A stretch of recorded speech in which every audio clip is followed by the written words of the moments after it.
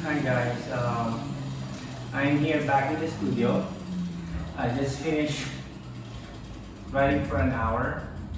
I know most of you guys have been riding outside on the road now, which is good for us. But still, friendly reminder, uh, ingat pa rin po tayo. We still don't know kung ano talaga yung possibility na mangyari, especially that we still have cases of COVID-19 increasing every day. So, don't feel relaxed. I don't mean don't feel relaxed, pero huwag tayo magpabaya. Mag-ingat pa rin tayo. Take extra precautions. Isipin natin, if we get infected, maaaring hindi lang tayo yung mahawa. Possible yung family natin, yung friends natin. So, keep safe, okay? So, now what we're going to talk about is handlebar width. Kasi this past few days or weeks, I've been getting questions from our fellow cyclists on how to determine the correct handlebar width for their riding, okay? Back in the day, we have theories like you have to measure the shoulder and stuff like that. Yes, it's good as a starting point, like a basic starting point. What you want to do is you want to measure the acromion. The acromion is a protruding bone here, it's a joint. So acromion on the left and acromion on the right. What you want to do is you don't measure it like this. Why? When you're riding on the road, you're like this. Alright? You roll your shoulders forward. Okay, so what you want to do is you want to put both of your hands like this in front of your body, like parang ginagaya mo yung riding position mo. So you're rolling your shoulder forward like this. And then when you roll your shoulder forward like this, have someone to measure the width of your shoulder, starting from the acromion on the left side, going to the acromion on the right side. Okay, just an example. You can have a tape measure here. Okay, so you want to measure it from here to here. Okay, for me, I'm around 42 centimeters. So I usually ride a 42 centimeter bar. Back in the day, I like riding 44s, but when I try 42, I find it more comfortable with me because my shoulders are more aligned with the shifters or the bars. Okay, one of the most common problems that I see is people riding with a bar either too narrow for them or too wide for them. And if you're riding bars that are too narrow for you, one of the things that you may experience is discomforts or sometimes stability issues. Another thing is if you're riding a bar naman just too wide, same thing. You feel like you're having discomfort on your shoulder, on your scapula, on your pecs. So parang may stretch yung shoulder mo, parang may stretch yung lower back mo. Okay, which could also lead to a lot of discomfort. So what you want to do is you want to make sure you get the correct bar size for your riding style, okay? The usual thing na nakikita ko is, this is very common, sa mga female, sa Philippines, ang daming mga female riders na ang lapad na mga bars para sa kanila. They usually ride around 38, some even worse, 40, 42, wherein if you measure their body, they're only around 34, 36, and some are even sobrang payat na the shoulders measure around 32 centimeters lang. So why would you put someone with a 32 or 34 centimeters in a bar with a width of 40 or 38? Definitely, it would lead to discomfort. They will not feel comfortable on the bicycle.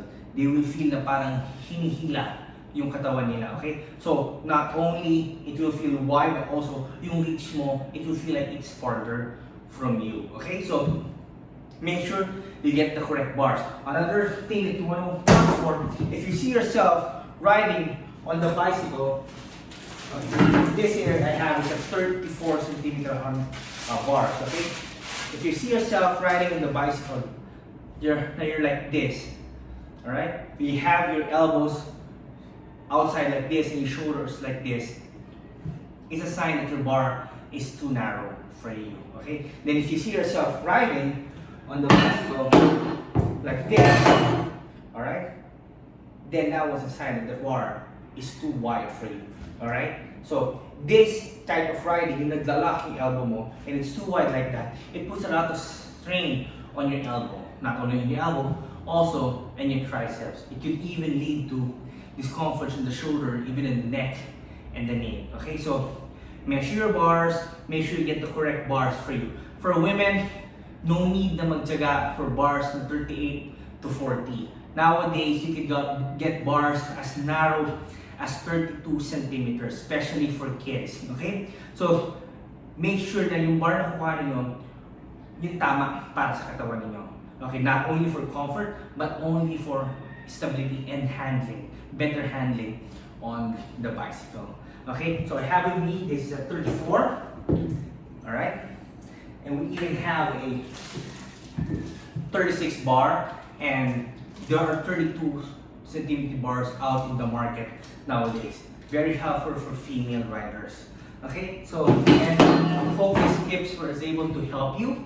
Okay, sana nakatulong po ako sa inyo. So, when you're buying a bike, sukatin nyo rin yung handlebar. How do you measure the bars?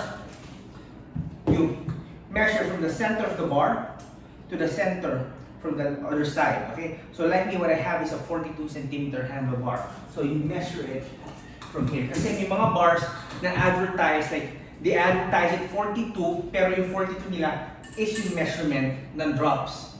Okay? We seldom use the drops when you're riding on the bicycle. Okay? Most of the time, we're on the shifters. Okay? So, you want to make sure you measure it from the top. From the center of the bar to the center. Like this. This is a 34 centimeter bar and perfectly measured 34 centimeter. Okay? Then, from here, center here, to center here, yun yung magiging tamang measurement dapat ng bars na gagamitin nyo sa bicycle ninyo. Okay? So, next time, we'll talk about not just the width of the bar, we'll talk about the drops. Or might as well, pag-usapan natin here, sa drop naman ng bar, okay? If you have a small hand, it's better that you get a shallow drop, okay?